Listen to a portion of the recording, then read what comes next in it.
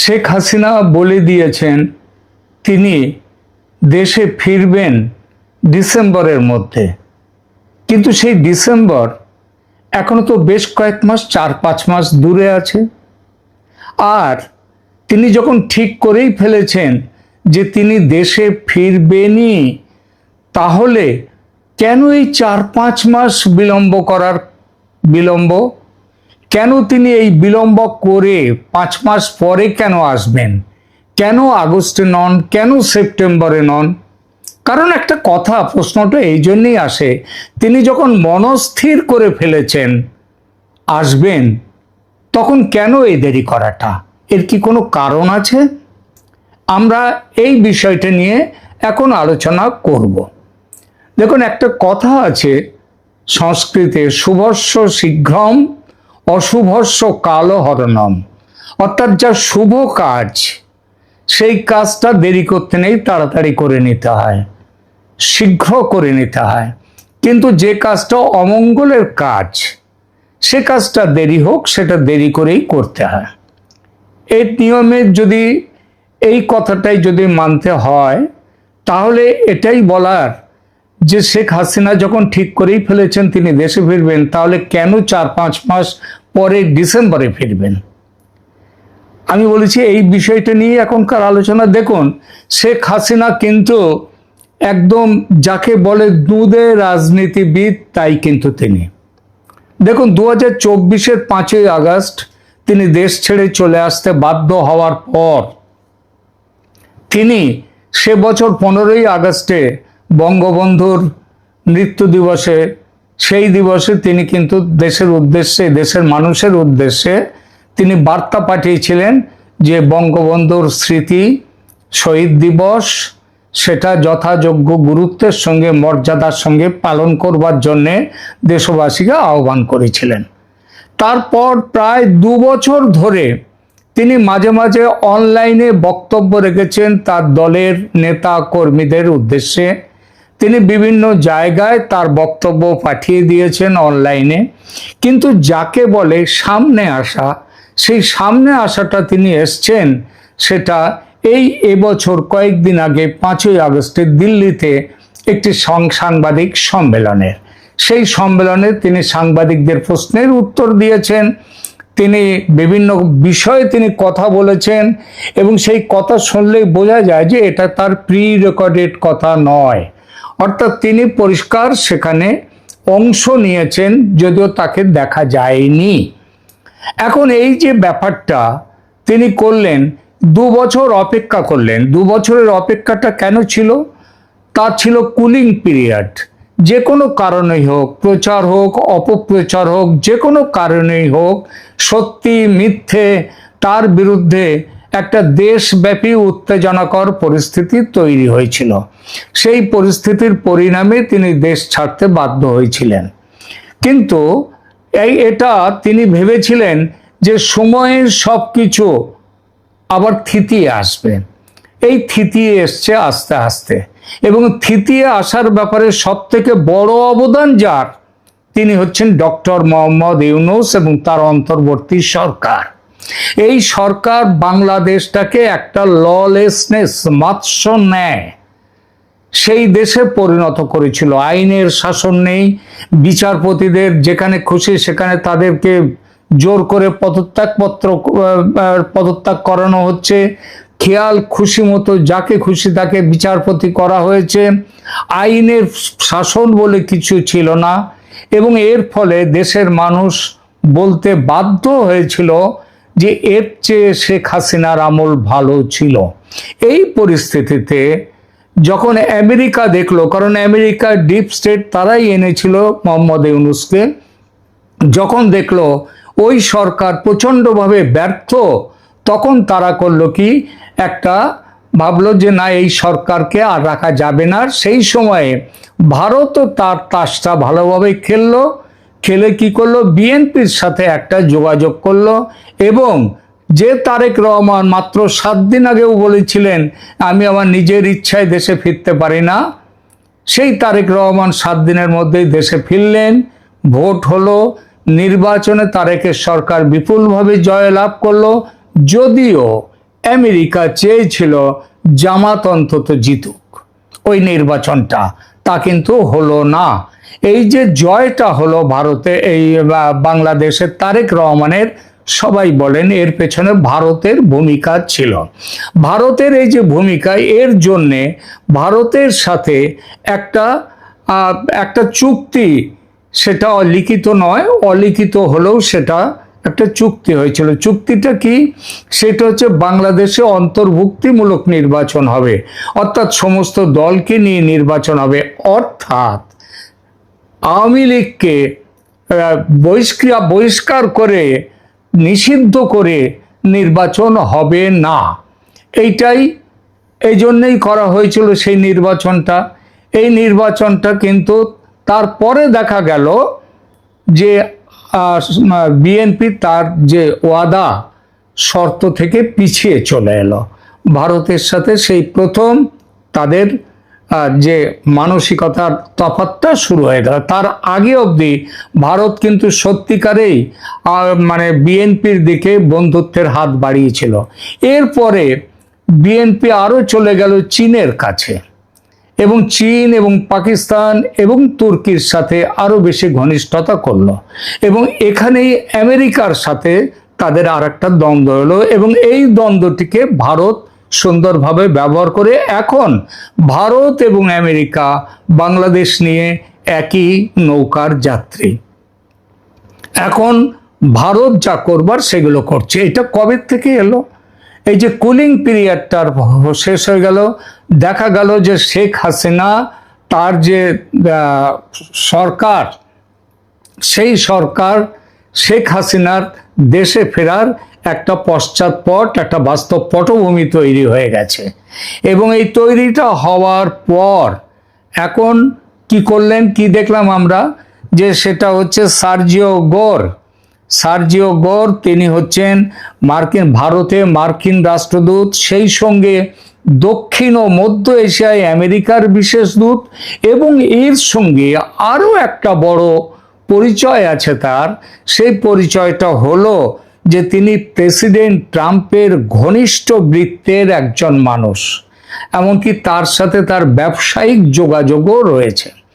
এমন একটি মানুষ সার্জিও গোর, তিনি ঢাকায় গেলেন 30শে জুলাই 3 দিনের সফরে, এবং সেখানে গিয়ে পরিষ্কার করে ঢাকাকে বলে এলেন যে এখানে এই সরকার এখন তার কি করতে হবে না হবে, শেখ হাসিনার ব্যাপার নিয়ে তিনি সেখানে গিয়েছিলেন। এবং সবথেকে অদ্ভুত কথা হলো, অবাক কথা হলো,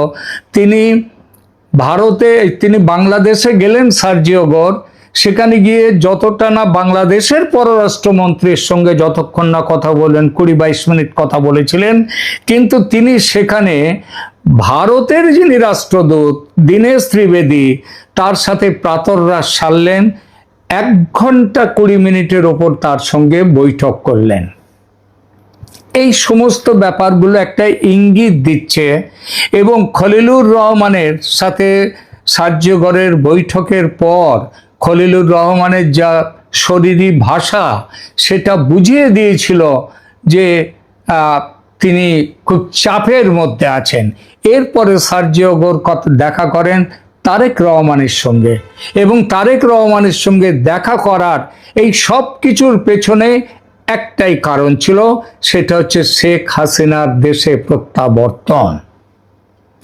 এই প্রত্যাবর্তন নিয়ে সেখানে সমস্ত কথাগুলো তিনি বলে এলেন, এবং সে কথা মেনে নিতে হলো বিএনপি সরকারকে, তারেক রহমানকে, খলিলুর রহমানকে, মুখে যাই বলুন। এরপর আমরা কি দেখলাম, গত 9 তারিখে, গত রবিবার 9 আগস্ট, ভারত থেকে হঠাৎ ভারতের যে আমাদের রিসার্চ অ্যান্ড অ্যানালিসিস উইং, গোয়েন্দা সংস্থা, তার প্রধান পরাগ জৈন, তিনি চলে গেলেন বাংলাদেশে। তার সঙ্গে 4 জন, মতান্তরে আরও আগে পরে আরও কয়েকজন গিয়েছিলেন সেখানে, সর্বমোট নাকি 23 জন সেখানে যান। এবং সেখানে গিয়ে তারা বললেন যে তারা ডিজিএফআই এর আমন্ত্রণে এসছেন। আমি এই ব্যাপারটা নিয়ে আপনাদের কাছে একটি ভিডিও ইতিমধ্যে করেছি। মূল ব্যাপারগুলো কি? মূল ব্যাপারটা হচ্ছে শেখ হাসিনার ফেরা, তিনি কিভাবে ফিরবেন, কিভাবে তাকে বাংলাদেশ অ্যাকসেপ্ট করবে, কিভাবে কোথায় তিনি থাকবেন, এই সমস্ত কিছু কে তার হেফাজত নেবে, তার সিকিউরিটির দায়িত্ব কি হবে, এই পুরো ব্যাপারটা ঠিক করবার জন্য পরাগ জৈন গিয়েছিলেন বাংলাদেশে। এটা আজকাল এই বিষয় নিয়ে আর কোনো রকম প্রশ্নের অবকাশ নেই। পরাগ জৈন যেদিন গেলেন, ঠিক রবিবার, সোমবার দিন সকালে তারেক রহমানের সঙ্গে বৈঠকে বসলেন ভারতের রাষ্ট্রদূত দীনেশ ত্রিবেদী, এবং তিনি বৈঠকে বসলেন। বৈঠকে বসবার পরে বললেন, তারেক রহমানের খুবই প্রশংসা করলেন, এবং সেই প্রশংসার পরে যখন তাকে প্রশ্ন করা হলো যে তারেক রহমান কি দিল্লিতে ব্রিক্সের বৈঠকে, ব্রিক্সের বৈঠকে কি তারেক রহমান আমন্ত্রিত হয়েছেন বিমস্টেকের চেয়ার হিসেবে, তো সেখানে কি তিনি আসছেন? তার উত্তরে দীনেশ ত্রিবেদী বললেন, ওই ধরি মাছ না ছুঁই পানি করে বলে গেলেন। এখন জানা যাচ্ছে দীনেশ ত্রিবেদীর সঙ্গে তারেক রহমানের বৈঠক, তার আগে সার্জিও গোরের সাথে খলিলুর রহমান এবং তারেক রহমানের বৈঠক, পরাগ জৈনের দলবল নিয়ে বাংলাদেশে যাওয়া, এই সব কিছুর মূলে একটি বিষয়, সেটা হচ্ছে শেখ হাসিনার দেশে প্রত্যাবর্তন কিভাবে হবে, কেমনভাবে হবে, তিনি কোথায় থাকবেন, তার কি সিকিউরিটি, এই টোটাল ব্যাপার। এবং এই ব্যাপারে আজকে বোঝা যাচ্ছে যে ভারত এবং আমেরিকা যেটা চায় সেটা স্পষ্ট করে বলে দিয়ে এসছে তারেক রহমান সরকারকে, এবং তারেক রহমান সরকার সেটা মেনে নিয়েছেন। এই অবস্থায় তারেক রহমান এইবার আসবেন, যেটা কথা হচ্ছে তারেক রহমান শুধু দুটো জিনিসের কথা চাইছেন। একটা হচ্ছে শেখ হাসিনা দেশে যে ফিরবেন, সেই ফেরার ব্যাপারে তাকে সব রকম সহযোগিতা এবং তার নিরাপত্তা সব কিছু নিশ্চিত করবে বাংলাদেশ সরকার। এটা যেমন ঠিক, তেমনি সাথে সাথে তিনি আর একটা জিনিস তারেক রহমানের আসছে, সেটা হচ্ছে তিনি সবেমাত্র ক্ষমতায় বসেছেন, তাহলে কি তিনি তার পুরো টার্মটা যাতে তিনি চালাতে পারেন 5 বছর, সেই ব্যাপারটার একটা নিশ্চয়তা তিনি চাইছেন ভারতের কাছে। এবং এই ব্যাপারে কথা বলবার জন্যে কয়েকদিনের মধ্যেই, এই আগস্টেই সেপ্টেম্বরের যেটা ব্রিক্স বৈঠক, সেখানে তারেক রহমান আসবেন না, কিন্তু তিনি ভারতে আসবেন নরেন্দ্র মোদীর সঙ্গে 1-to-1 কথা বলার জন্যে সেই ব্রিক্স বৈঠকের আগে। ব্রিক্স বৈঠকে না আসার কারণ কি? কারণটা এটাই যে আমেরিকা ব্রিক্সকে সমর্থন করে না, সুতরাং তারেক রহমান এখানে আসবেন না। ভারতও জবরদস্তি কিছু করেনি, কিন্তু ভারতের সাথে তারেক রহমান একটা আলাদা করে মিটিং করবেন, এবং সেই মিটিংয়ের জন্যে তারেক রহমান এই মাসের শেষ দিকে তিনি ভারতে আসছেন, এটা মোটামুটি স্থির হয়ে গেছে। তাহলে সব মিলিয়ে ব্যাপারটা কি দাঁড়ালো এটাই যে শেখ হাসিনার ফিরে আসাটা এখন ইফস অ্যান্ড বাটস, যদি কিন্তু এইসব ব্যাপার নয়। তিনি কিভাবে ফিরবেন সেটাও বড় এখন কোনো সমস্যা নয়, কারণ সে সমস্ত ব্যাপার যেটা তার যে কিভাবে আসবেন, ফিরবেন, থাকবেন, সব ব্যাপারগুলো আলোচনা হয়ে গেছে বাংলাদেশের বর্তমান শাসকের সাথে, বিএনপির সাথে, তারেক রহমানের সাথে। এখন এই পরিস্থিতিতে তাহলে দাঁড়াচ্ছে যে কেন ডিসেম্বর পর্যন্ত অপেক্ষা করার দরকার? কারণ যে দ্রুততার সঙ্গে আমেরিকা এবং ভারত আওয়ামী লীগের শেখ হাসিনার প্রত্যাবর্তনটাকে একদম ফর্মুলেটেড করে দিয়েছে, একেবারে বাঁধা ছাদা করে দিয়েছে, একবারে রুটিন ঠিক করে দিয়েছেন, তারপরে এখন আর তাহলে দেরি করার কোনো অর্থ হয় না। সুতরাং শেখ হাসিনা এমনও হতে পারে সেপ্টেম্বরের মধ্যেই, খুব সম্ভবত সেপ্টেম্বরের মধ্যেই দেশে ফিরছেন। বাংলাদেশের মানুষকে আমি বারবার বহুবার এখানটায় নানা রকম আমি এপিসোড করেছি, সেখানে বলেছি ভারত ঠিক সময়ে সেই খেলাটা খেলবে। অনেকেই বলেছিলেন ভারত কেন বাংলাদেশ আক্রমণ করছে না, অমুক করছে না, তমুক করছে না।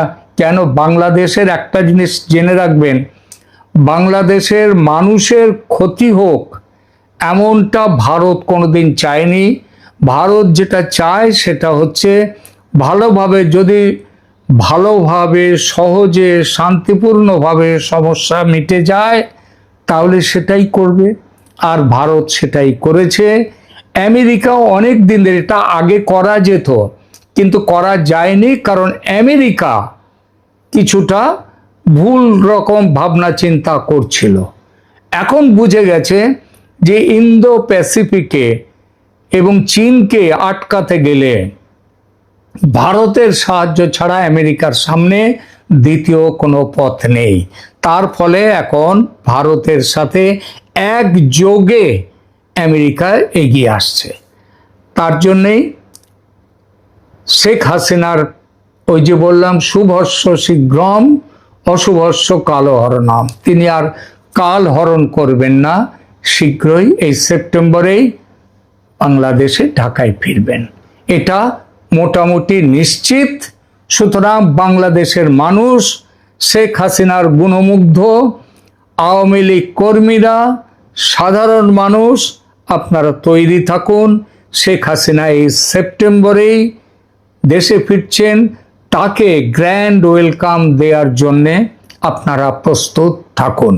একে আটকাবার, এই যে ঠিক হয়েছে, এটা আটকাবার জন্যে আর কেউ নেই, কোথাও নেই, তিনি ফিরছেন। সম্মানিত দর্শক, অতি সম্প্রতি বিবিসি বাংলা শেখ হাসিনার দেশে ফেরত আসা নিয়ে একটি কন্টেন্ট তৈরি করেছে। শিরোনামটি ছিল এরকম যে শেখ হাসিনার দেশে ফেরা, তিনি চাইলে কি বাংলাদেশে আসতে পারবেন কি পারবেন না। এই যে কন্টেন্টটি, সেই কন্টেন্টটি আমি শুধুমাত্র হেডলাইনটা দেখেছি, ইন ডিটেলস ভিতরে আসলে ওটা আমি শুনিনি এই কারণে যে আমরা যারা এই মুহূর্তে কন্টেন্ট তৈরি করছি, সে তুলনায় বিবিসি বলেন বা অন্যান্য পত্রপত্রিকাগুলো বলেন, সেখানে যারা কন্টেন্ট তৈরি করছেন তারা সবাই আমাদের ছোট ভাই বা বোনের মতো করে। কাজেই এই বর্তমান জামানাতে সেটা বাংলাদেশের সেই প্রথম আলো হোক, ডেইলি স্টার হোক, বিবিসি হোক, ভারতের আনন্দবাজার হোক, মানে যারাই কন্টেন্ট তৈরি করেন, কন্টেন্টের ধরন দেখি আমরা অনেকে বুঝতে পারি যে আসলে সেখানে তারা আসলে কি বলতে চাচ্ছে। এখানে একটা বিষয় আপনাদেরকে বলা আবশ্যক, আমরা যারা এই কন্টেন্ট তৈরি করি, আমাদের মূল যে উদ্দেশ্যটা যারাই তৈরি করি, সেই উদ্দেশ্যটা থাকে যে আমাদের যারা দর্শক রয়েছেন, শ্রোতা রয়েছেন, তারা আসলে কি শুনতে চান, কি শুনতে পছন্দ করেন, ওটার উপর নির্ভর করে যারা এই কন্টেন্ট তারা ক্রিয়েট করেন। যেমন আমার খুব ইচ্ছা ছিল, ভীষণ রকম ইচ্ছা ছিল যে যদি আমার এই ইউটিউব যে পেজটি রয়েছে এখানে 1 মিলিয়ন আপনার পূর্ণ হয়, আমার একটা নিয়ত ছিল যে 1 মিলিয়ন পূর্ণ হলে আমি এই সমস্ত কন্টেন্ট তৈরি করবো না। আমি দার্শনিকতা নিয়ে, তারপর অনেকটা যাকে বলা হয় জীবনের সফলতা ব্যর্থতা, যে বিষয়গুলো আমি সফল হয়েছি বা আমি ব্যর্থ হয়েছি, যেগুলো আপনার জন্য বা অন্য কোনো দর্শকদের জন্য প্রয়োজন হবে। এরপর ধর্মকর্ম, ঈমান, একিন, আমল, যেগুলো নিয়ে আমি মূলত বহু বছর সাধনা করেছি, প্র্যাকটিস করেছি, মানে আমল করেছি, এবং আমল করার পরে ইবাদতের যে সৌন্দর্য, সেই সৌন্দর্যটা অনুধাবন করেছি। তো সেই কথাগুলো আমার খুব শখ ছিল, আমি বলবো। তার বাইরে আমি কিছু ট্রাভেল ডকুমেন্ট করব এবং আমার এও ছিল যে এগুলো আমি তখন মনিটাইজ করবো না, এমনি জাস্ট এগুলো ছেড়ে দেবো যেন মানুষজন দেখতে পারে। আমি কিছু এরকম কন্টেন্ট ছাড়লাম এবং দেখলাম যে আসলে খুব সিরিয়াস ধরনের যারা লোকজন আছে, আমার নর্মাল যারা ভিউয়ার আছেন, তার ভিউয়ার 5%ও এখানে অ্যাটেন্ড করছে না, কোনো অবস্থাতে অ্যাটেন্ড করছেন না। যেখানে নর্মাল একটা ভিডিওতে 1 লাখ ভিউ হয়ে যায়, ওরকম একটা কন্টেন্টে 5,000, 6,000, 10,000 ভিউ হচ্ছে।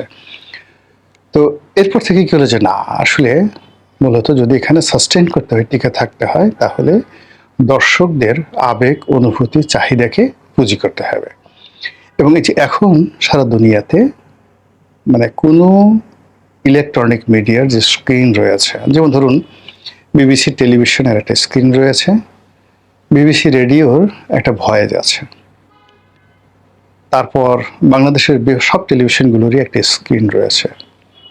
এটা এখন আর কেউ মানে যে বলা হয় যে আজ থেকে ঠিক 10 বছর আগে যখন একটা টেলিভিশন টক শো হতো, যেখানে অন স্ক্রিনে এটা যখন দেখানো হতো, 10 লাখ 15 লাখ লোক সরাসরি এটা দেখতেন।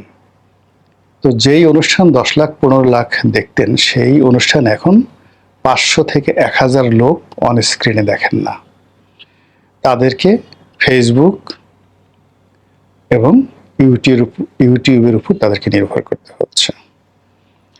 ফলে এই ইউটিউবে এখন প্রথম আলো বলেন, কালের কণ্ঠ বলেন, বা অন্য যে কোনো পত্রিকা বলেন, বা সময় টেলিভিশন, চ্যানেল আই, যে সমস্ত ইলেকট্রনিক মিডিয়া রয়েছে, বিবিসি বলেন, ডয়েস ভ্যালে বলেন, সিএনএন বলেন, তারা সবাই এখন ফেসবুক এবং ইউটিউব কেন্দ্রিক। নরেন্দ্র মোদী থেকে শুরু করে ডোনাল্ড ট্রাম্প থেকে শুরু করে শেখ হাসিনা থেকে শুরু করে তারেক রহমান সাহেব, প্রায় সবাইকে এখন ইউটিউব নিয়ে আর ফেসবুক নিয়ে ব্যস্ত থাকতে হচ্ছে তাদের সরকারি কর্মকাণ্ডকে প্রচার এবং প্রসার করার জন্য। এখন যে পত্রিকাগুলো ধরুন 5 লাখ ছাপানো হতো, 5 লাখ ছাপতো বাংলাদেশের প্রেক্ষাপটে, এবং আমি সেই সকল পত্রিকায় লিখেছি, সেই সকল পত্রিকা এখন 5 থেকে 10,000 কপি ছাপায়। যে সকল পত্রিকা 50,000 কপি ছাপাতো আজ থেকে 5 বছর আগে, সেই সকল পত্রিকা এখন মাত্র 1000 খানিক বা 1500 কপি তারা এখন ছাপাচ্ছে। তো সেখানে কিছু নিউজ আসলো বা গেল, কারো বিরুদ্ধে লিখলো বা পক্ষে লিখলো, কিচ্ছু আসা যায় না। কিন্তু আপনি দেখেন, এই যে আমি ইউটিউব করছি, সেই ইউটিউবের কন্টেন্টগুলো যখন আমি ফেসবুকে দিচ্ছি, 28 দিনে আমার শুধুমাত্র প্রোফাইলই এটা শো করছে 10 কোটি বার, বা 10 কোটি মানে মানুষ তো আর 10 কোটি হয় না, মানে হয়তো দেখা গেল যে 50 লাখ মানুষ 10 বার 20 বার করে দেখে 10 কোটি বার শুধুমাত্র আমার প্রোফাইলে এই মানে 100 মিলিয়ন মানুষ ফেসবুকে আমার এই পেজে আমার কন্টেন্টগুলো দেখছেন। আর ইউটিউবে এটি অন অ্যাভারেজে 10 মিলিয়ন, মানে 1 কোটি লোক দেখছে প্রতি মাসে, যেটি বাংলাদেশের এই মুহূর্তে কোনো পত্রিকা তার কোনো সিঙ্গেল কন্টেন্ট নিয়ে পারবে না। তো কাজেই আমাকে তো এই যে আমি যে জিনিসটা এখন করছি, আমাকে এটা যেভাবে এগিয়ে নিতে হবে, ঠিক একইভাবে বিবিসিকেও সাস্টেন করার জন্য এখন জনগণ যেটা শুনতে চাচ্ছে, বলতে চাচ্ছে, সেই বিষয়গুলোকে সামনে এগিয়ে এনে তাদেরকে কন্টেন্ট তৈরি করতে হচ্ছে। সেখানে সেক্স থাকুক, পরিমণি থাকুক, ভায়োলেন্স থাকুক, শেখ হাসিনা থাকুক, নেতিবাচক বিষয় থাকুক, ডাজ নট ম্যাটার, তাকে সার্ভাইভ করতে হবে। তো এই যে যেহেতু একটা কমন বিষয় রয়ে গেছে, এখন আমরা কোনো কিছুই ওইভাবে একেবারে মোটিভেশন নিয়ে, তারপর দীর্ঘকাল গবেষণা করে, তারপর ওইভাবে একটা কিছু বের করব দেশের স্বার্থে, পৃথিবীর স্বার্থে, জনগণের স্বার্থে, এইরকম পৃথিবীতে এখন কেউ নেই, নো ওয়ান, কোনো দার্শনিকতা নেই। আর এই কারণে ওই যে বিবিসিতে যে শেখ হাসিনাকে যে নিয়ে যে রিপোর্টটা ছাপা হয়েছে, বা ছাপা না মানে ওখানে তারা এটা কন্টেন্ট তৈরি করেছে, আমি এটা দেখিনি, বিকজ সে যেটা বলবে আমি সেটা জানি।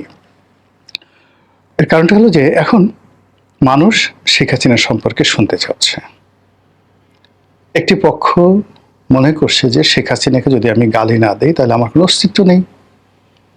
শেখ হাসিনাকে যদি আমি ঠেকিয়ে দিতে না পারি, তাকে যদি আমি ঢাল হিসেবে ব্যবহার করতে না পারি, তাকে যদি আমি লক্ষ্যবস্তু হিসেবে তুলে ধরতে না পারি, তাহলে আমার 2 পয়সার অস্তিত্ব নেই। কাজেই শেখ হাসিনাকে গালাগাল দিতে হবে, এরকম একটা শ্রেণীর লোক রয়েছে।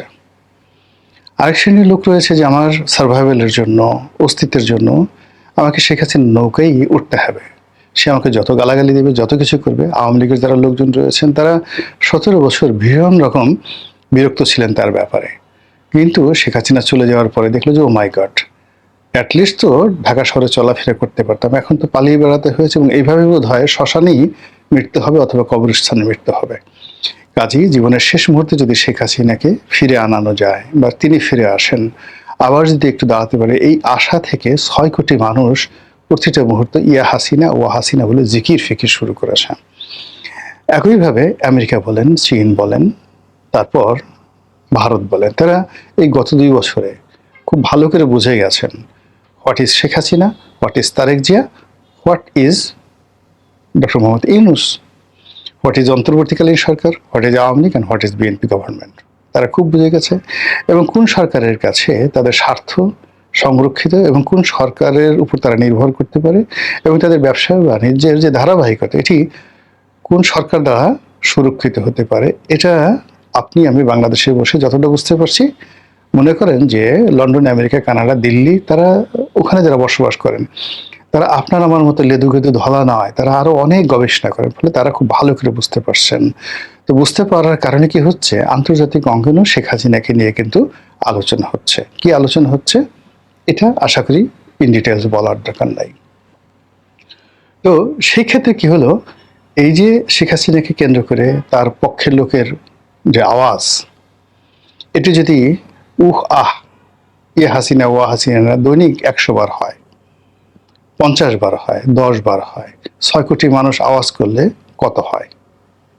আবার তার বিপক্ষের যে 6 কোটি মানুষ, সেই 6 কোটি মানুষের মধ্যে অন্তত 1 কোটি মানুষ যদি মনে করে আমাদের অস্তিত্বের জন্য গালাগালি, শেখ হাসিনাকে গালাগালি করা আমাদের জন্য এই মুহূর্তে বেঁচে থাকার অবলম্বন, কাজে গালাগালি করতে হবে। 1 কোটি মানুষ ডেইলি 10 বার করে গালাগালি করলে ডেইলি 10 কোটি বার গালাগালি হচ্ছে।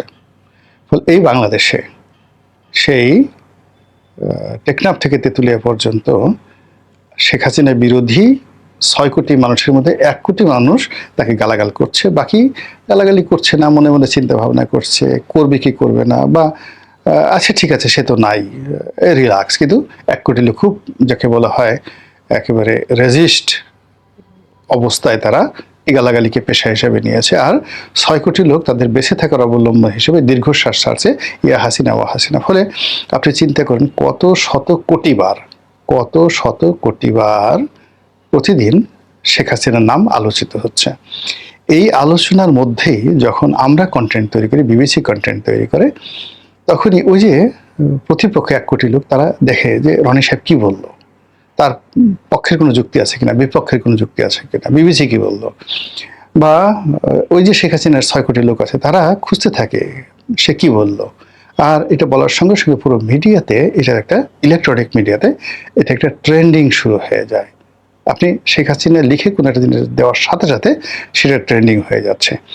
এই কারণে বিবিসি এই শেখ হাসিনাকে নিয়ে বারবার প্রতিবেদন বা আমরা বারবার কন্টেন্ট তৈরি করতে বাধ্য হচ্ছি। এখন প্রসঙ্গে আসি, ডিসেম্বর মাসে তিনি যেটা বিবিসি বলছে সেটা আমি বলি যে তিনি ইচ্ছা করলে আসতে পারবেন, যে না ঠিক আছে আমি ইচ্ছা মতো ঢুকে যাব, তারপরে তার বাংলাদেশে গিয়ে আমি বিচার মোকাবেলা করব, ইতিবাচক করতে একেবারে সরাসরি আমি এয়ারপোর্টে আসলাম বা সীমান্তে আসলাম লোকজন সহকারে, বিদেশি সাংবাদিক সহকারে, বিসমিল্লাহ বলে আল্লাহু আকবার বলে ঢুকে করলাম, এটা আমার মাতৃভূমি। যেভাবে তিনি 1981 সালে এসেছেন, যেভাবে তার পিতা এসেছেন, যেভাবে তারেক রহমান সাহেব এসেছেন, সেভাবে কি শেখ হাসিনা আসতে পারবেন? প্রথমত ইন জেনারেল যদি ধরেন তাহলে এটা সম্ভব নয়, একেবারে সম্ভব না, এটা উনি আসতে পারবেন না। তাহলে কি তিনি আদৌ আসতে পারবেন? হ্যাঁ, উনি আসতে পারবেন। উনি আসতে পারবেন আমরা যেভাবে কল্পনা করছি, ইভেন উনি যেভাবে কল্পনা করছেন সেভাবে নয়। উনি যদি বাংলাদেশে আসেন, সে আসার পেছনে দিল্লির হাত থাকবে, সে আসার পেছনে ওয়াশিংটনের হাত থাকবে, সে আসার পেছনে বেইজিংয়ের গ্রিন সিগন্যাল থাকবে, সে আসার পেছনে সরকারের অসহায়তা থাকবে অথবা সরকারের একটা গ্রিন সিগন্যাল থাকবে। এই সমন্বয়গুলো না হলে তার ডিসেম্বর মাসে আসা, বা ইভেন অনেকে বলে সেপ্টেম্বর মাসে তিনি আসতে পারেন, কোনো আশাটাই হয়তো সম্ভব হবে না।